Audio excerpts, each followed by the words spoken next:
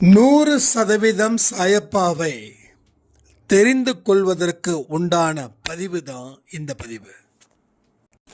உங்க பக்தி சரியான இடத்துல தான் போகுதான்றத செக் பண்ணிக்கோங்க.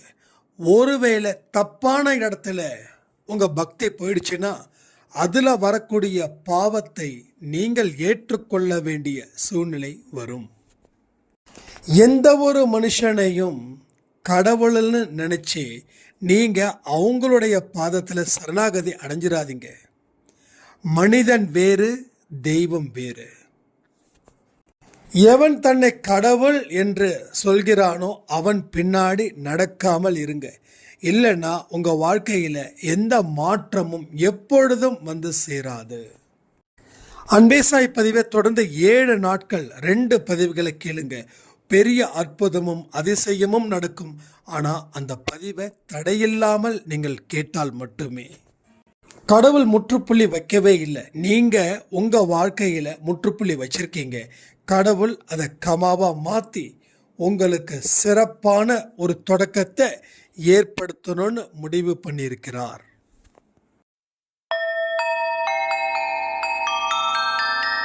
ஓம் சாயிரா சாயிரா, ஓம் சாயிரா சாயிரா, ஓம் சாயிரா சாயிரா, அன்பே சாயிரா, பேரன்பே சாயிரா, அகிலம் தளிக்க ஆத்மா விழிக்க அனுதினம் சாயிரா, எங்கள் அன்பே சாயிரா.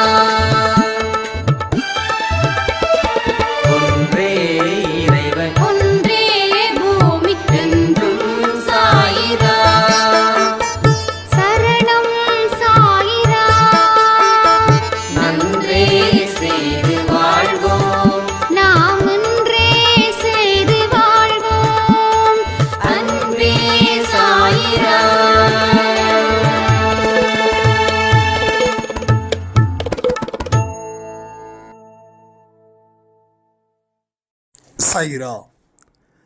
என் உயிரின் உயிரானவர்களே, அனைவருக்கும் வியாழன் தின வாழ்த்துக்கள். சாயப்பாவுடைய அருமை பெருமை நாம் எந்த அளவில் புரிஞ்சு வச்சிருக்கிறோம் அப்படின்றதுக்கு உண்டான பதிவு தான் இந்த பதிவு. நீங்கள் அவரை கடவுளாக நினைக்கிறீங்க. இன்னும் பல பேர் சொந்த அப்பாவா நினைக்கிறாங்க. இன்னும் சில பேர் நண்பரா, குருவா நினைக்கிறாங்க. ஆனால் இதற்கு பின்னாடி இருக்கக்கூடிய ஒரு புரிதல் தான் இங்கே நான் பேச போகிறேன். என்றைக்குமே ஒரு மனுஷனுடைய தன்மைகள், அந்த மனுஷன் நம்ம மேலே எவ்வளவு அன்பாக இருக்கிறாங்க அப்படின்ற ஒரு புரிதல் நமக்கு இருந்துடுச்சுன்னா வாழ்க்கையில் நமக்கு துன்பமே இருக்காது. உங்கள் லைஃப் பார்ட்னர், கணவனோ இல்லை மனைவியோ, உங்களுக்கு பெட்டர் அண்டர்ஸ்டாண்டிங்கில் இருந்தாங்க அப்படின்னா நீங்கள் ஒருவேளை தான் சோறு சாப்பிட்டாலும் படுக்கிறதுக்கு ரோட்டில் படுக்க வேண்டிய ஒரு நிலை இல்லை, நீங்கள் குடும்பம் நடத்தினாலும் அது உங்களுக்கு சொர்க்கமாக தெரியும். ஏன்னா இதெல்லாம் தாண்டி அவர் உங்களை புரிஞ்சுக்கிட்ட விதம், நீங்கள் அவரை புரிஞ்சுக்கிட்ட விதம். இந்த ரிலேஷன்ஷிப்பில் கொஞ்சம் மாறி இருந்துடுச்சு அப்படின்னா எவ்வளவு பெரிய ஒரு லக்ஸுரி லைஃப்பில் நாம் வாழ்ந்தாலும் அது நமக்கு கசப்பாக மட்டும்தான் மாறும். அதே போல் இங்கே சாயப்பாவை பற்றி நாம் எந்த அளவில் புரிஞ்சு வச்சுருக்கோம்? ஒன்றும் இல்லை. இதை நீங்கள் நம்புறீங்களோ நம்பலையோ எனக்கு தெரியல. நீங்கள் ஒரு சொட்டு கண்ணீர் வடிச்சிங்கன்னா அவர்கிட்ட இருந்து 100 சொட்டு கண்ணீர் வருது. நீங்கள் 10% சந்தோஷத்தை அனுபவிச்சீங்கன்னா அதை அவர் 100% அந்த சந்தோஷத்தை அனுபவிக்கிறார். இது 100க்கு 100 உண்மை. இதை நான் எந்த கோயிலில் வந்தாலும் சத்தியமும் பண்ணுவேன்.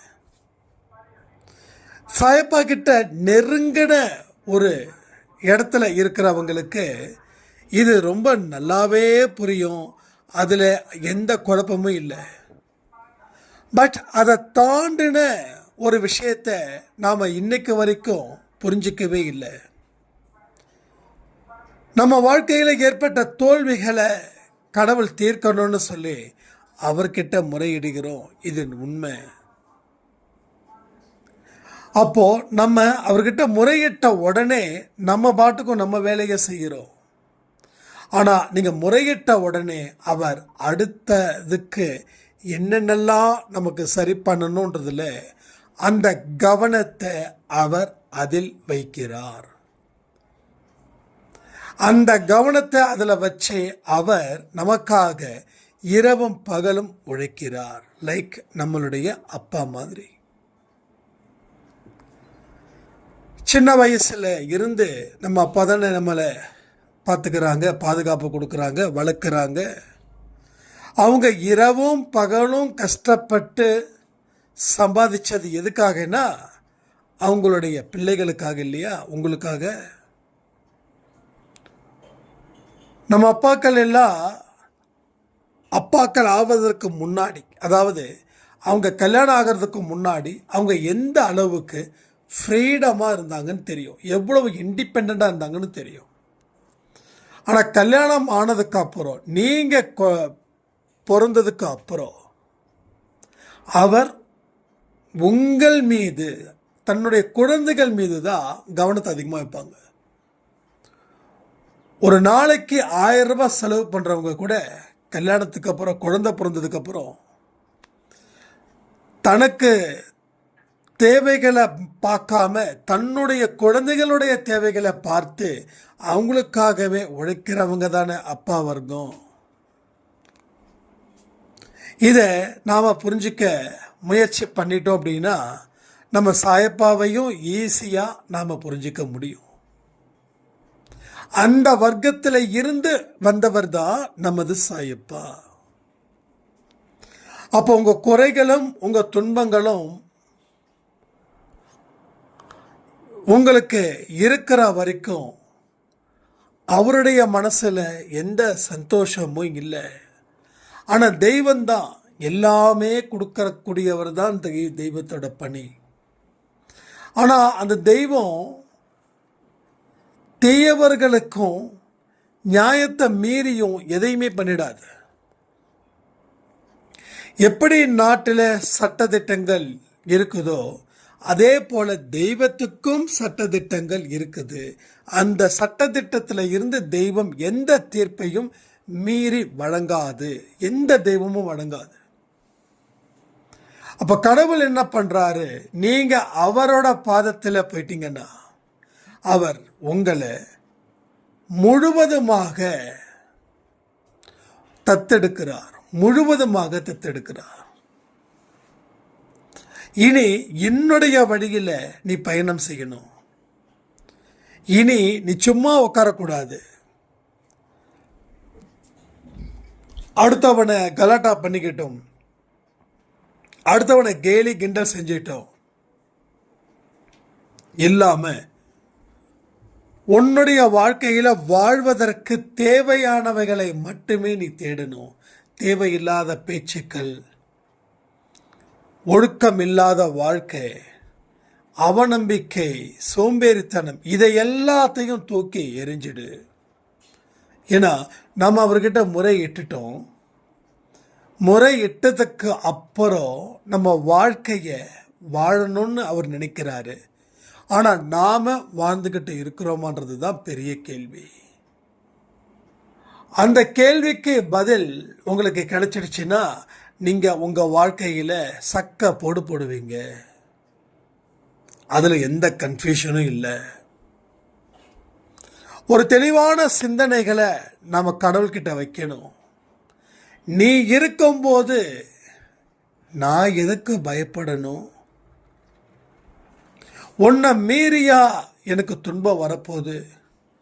உன்னை மீறியும் ஒரு துன்பம் வருதுன்னா அந்த துன்பம் எனக்கு கிடைச்ச வரம் அல்லவா? இப்படி இந்த 3 வார்த்தையை உங்களால் மனப்பூர்வமாக சொல்ல முடியுதா? சொல்ல முடிஞ்சா நீங்கள் உண்மையிலேயே சொல்கிற அதிர்ஷ்டசாலி, பாக்கியசாலி, கடவுளுடைய அருள் பெற்ற குழந்தை. அப்படி இதுவரைக்கும் நான் சொல்லலை அப்படின்னா இன்னமும் அவருடைய அருமையும் தெரியல, அவருடைய பெருமையும் தெரியல. அதான் நான் சொன்னேன், அவரோட அருமையும் பெருமையும் தெரிந்தவர்களுக்கு வாழ்க்கையில் எவ்வளவு பெரிய துன்பத்தை ஃபேஸ் பண்ணாலும் அது துன்பமாக அவர்களுக்கு தெரியாது. ஒரு கஷ்டம் வந்தால் நம்ம துடிக்கக்கூடாது. ஒரு கஷ்டம் வந்தால் பரவாயில்ல, கடவுள் அடுத்த விஷயத்துக்கும் அடுத்த செயலுக்கும் அடுத்த வாழ்க்கைக்கும் என்னை தயார் செய்கிறார். நம்மள கஷ்டத்தை பார்த்தா பயப்படுறோம். எவ்வளவு பெரிய ஆளாக இருக்கட்டும், நாட்டுக்கே ராஜாவாக இருந்தாலும் ஒரு ஆஸ்தான ஜோதிடர்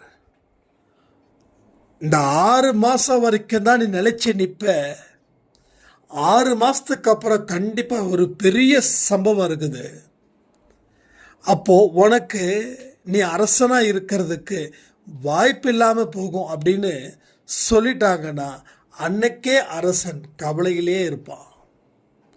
அன்னைக்கே அரசன் செய்ய வேண்டிய எந்த பணியையும் செய்ய மாட்டான். அப்போ செய்ய வேண்டிய எந்த பணியையும் செய்யாமல் இருந்தால் என்ன ஆகும்? செயல் திறன் அப்படின்றது குறையும். அப்போ எதையுமே ஆரோக்கியமான முறையில் செய்யவே மாட்டோம். ஏன்னா பயமும் ஒரு சலிப்பும் ஒரு பதட்டமும் இயல்பாக வந்து சேருது. எப்போன்னா அந்த ஆஸ்தான ஜோதிடர் இந்த வார்த்தையை சொல்லும்போது.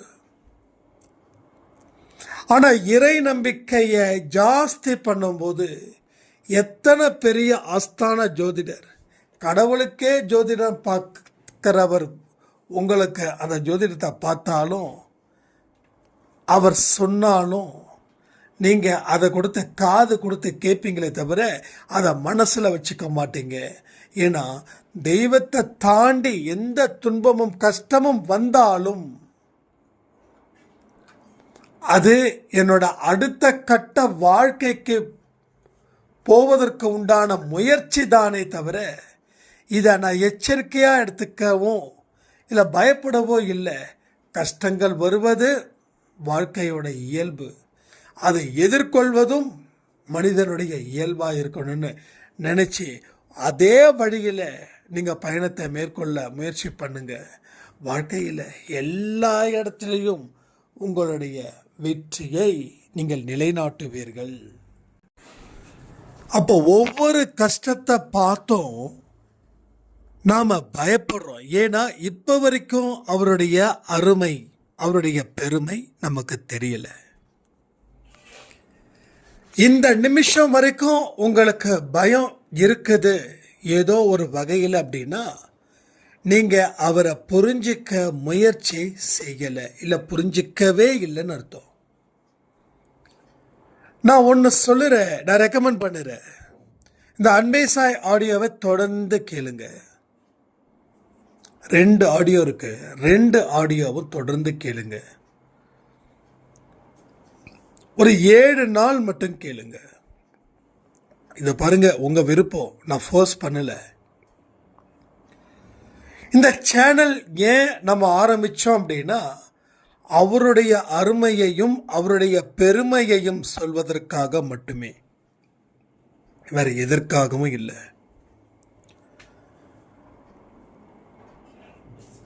ஏன் நம்ம அதை அவரோட அருமை பெருமை சொல்லணும்? எத்தனையோ பேர் இருக்காங்களே, அவங்க சொல்லாததையா நாம சொல்லிடுவோம் அப்படின்னு பார்த்தா ஒவ்வொருத்தவங்களும் ஒவ்வொரு விதத்தில் அவருடைய அருமை பெருமை சொல்றாங்க. ஹேமத் பந்தில் இருந்து இந்த சந்தோஷ் வரைக்கும் ஏதோ ஒரு வகையில் அவரை பற்றி பல சுவாரஸ்யமான விஷயத்தை நாம் தொடர்ந்து சொல்லிக்கிட்டே இருக்கோம். எதுக்காக?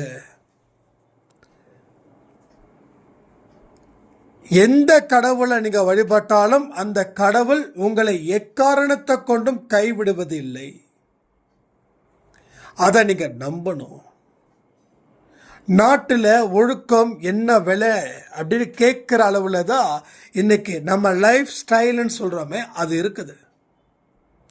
மனுஷன் நல்லவனா இருந்து போராடுறான், தோத்துட்டான் அப்படின்னா கெட்டவனா மாறி ஜெயிக்குதான். புரியுதா? திரும்ப ரிப்பீட் பண்ணவா? நல்ல மனுஷனா போராடி தோக்குறான், தோத்ததால கெட்ட மனுஷனா வாழ்ந்து வெற்றி அடைகிறான். இதை பல பேரை பார்த்து பார்த்து நல்லவர்கள் எல்லோரும் தீயவர்களாக மாறுகிறார்கள். கடைசியில உலகம் எங்க போய் நிற்குது? அதுக்கு தான் கடவுள் எங்களை மாதிரி ஆட்களை அனுப்பி வைக்கிறாங்க. கடவுளை பற்றி சொல்லு, அவருடைய அருமையை, அவருடைய பெருமையை பற்றி சொல்லு. எத்தனையோ ஜனங்க இன்னமும் காசை கொடுத்து ஏமாந்து போகிறாங்க. கள்ள தீர்க்கதரிசிகள் ஜாஸ்தி, போலியான சாமியார்கள் ஜாஸ்தி இந்த உலகத்தில் நடமாடுவாங்க. தன்னை கடவுள்னு சொல்லி தன்னை வெளியில் காட்டி பயன்படுத்துவாங்க. சொன்னது என்னது? பைபிளில் எப்போ சொன்னது? கிட்டத்தட்ட எத்தனையோ நூற்றாண்டுகளுக்கு முன்னாடி. அப்போவே இப்போ இல்லை, இப்போ பைபிள் எழுதலை, எத்தனையோ வருடங்களுக்கு முன்பு பைபிளில் அந்த வேர்டு இருக்கு.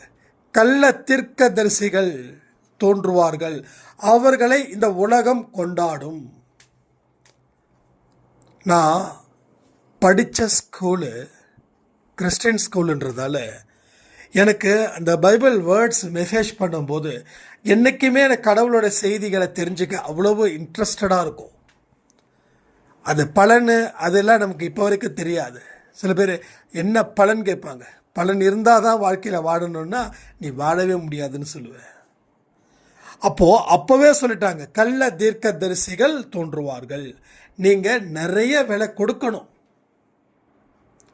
எவ்வளவுதான் கொடுத்தாலும் துன்பம் மட்டும் தீராது. காசு போகும், சொத்து போகும், அலைச்சலாகும். ரெண்டாவது, எங்கேயோ இருந்தால் நாம நடுத்தருவில் வந்துடுவோம். யார்? இந்த கள்ள தீர்க்கதரிசிகளை நம்புறதால. அதற்கு தான் கடவுள் என்ன மாதிரி சில ஆட்களை அனுப்பி அதற்கெல்லாம் யாரும் செவி சாய்க்காமல் கடவுளுடைய உருவத்தை, கடவுளோட நாமத்தை நெஞ்சில சுமந்து நீ வாழுங்க அப்படின்றார்.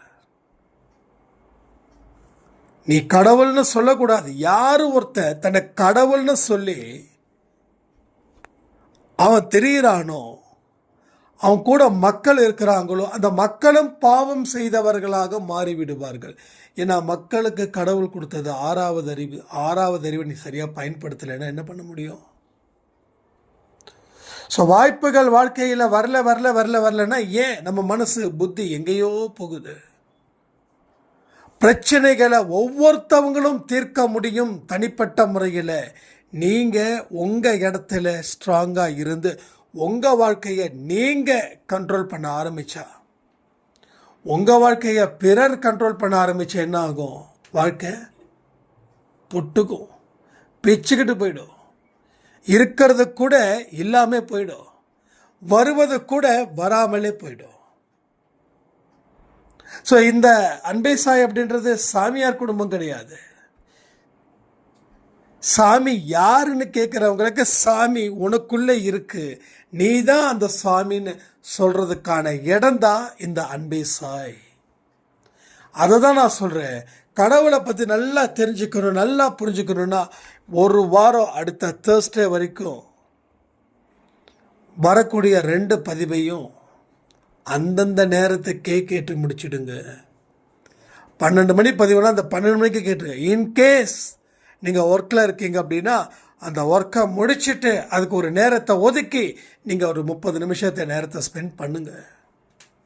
நீங்கள் சாப்பிடும்போது கேளுங்க, இல்லை நடக்கும்போது கேளுங்க. ஒருவேளை நீங்கள் பஸ்ஸுலேயோ ஆட்டோலேயோ போகிறதுன்னா ஹெட்ஃபோன் போட்டு கேளுங்க. ஸோ அந்தந்த பதிவுகளை அந்தந்த நாளில் ஒரு ஹோம்ஒர்க் மாதிரி செஞ்சுருங்க. திருப்ப சொல்கிறேன், இந்த வியூஸ்க்காகவோ அதுக்காகவோ இதுக்காகவோ நான் சொல்லலை. அப்படி தான் நான் சொல்கிறேன் அப்படின்னா அதை பற்றி எனக்கு பிரச்சனை இல்லை. எனக்கு நல்ல விஷயங்கள் போய் சேரணுன்ற ஒரே ஒரு பர்பஸ்க்காக மட்டும்தான், வேறு எதுக்கும் கிடையாது. அப்போ தான் கடவுளுடைய முழு டெஃபினேஷன், கடவுள் என்ன எக்ஸ்பெக்ட் பண்ணுறாரு அப்படின்ற எல்லா விஷயமும் உங்களுக்கு தெரிய வரும். இப்போ அதை தொடர்ந்து 7 நாள் கிடைக்கக்கூடியதால என்ன லாபம் அப்படின்னா, உங்கள் மனசை பக்குவப்பட வைக்கும். ரெண்டாவது, எது நமக்கு உண்மையான தேவைகளாக இருக்குதோ அந்த தேவைகளை பார்த்து அதை நம்ம பூர்த்தி செய்வோம். தேவையில்லாத பயம் குறையும். கடவுள் இப்படி நினச்சிருப்பாரோ அப்படி நினச்சிருப்பாரோ அப்படின்ற ஒரு சந்தேகம் தீரும். கடவுளை பற்றியும் முழு மனதோட ஒரு புரிதல் நமக்குள்ளே ஏற்படுத்தி அதன் மூலமாக வாழ்க்கையை வாழ நாம் முயற்சிகள் செய்யும்போது அந்த முயற்சி வெற்றியை தேடித்தருன்னு சொல்லி இந்த பதிவை நான் முடிக்கிறேன். ஜெய் சாய்ராம்.